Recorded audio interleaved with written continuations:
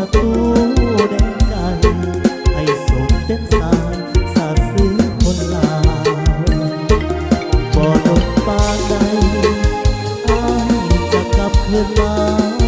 ไปแล้วบ่แม่นดีนะจะกลับมาเคียงคู่น้องสาว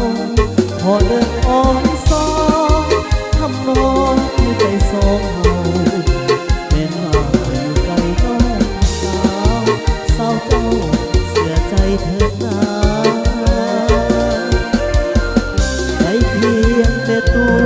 หัวใจอยู่ไกลอายเจ้าหลาย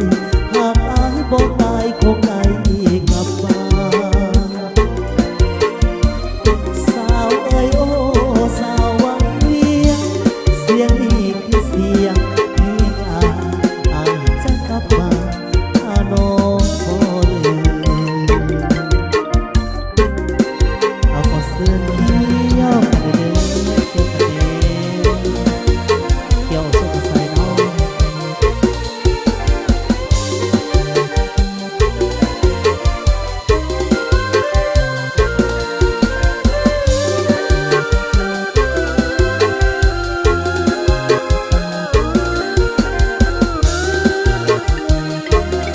บ่โดนปานใดอายจะกลับคืนมาไปแล้วบ่แม่นดีนะจะกลับมาเคียงคู่น้องสาวพอเดินอ้อมซ้อนทำนองให้ไปสองเฮาแม่นว่าอยู่ไกลน้องสาวสาวเจ้าเสียใจเถิดนะ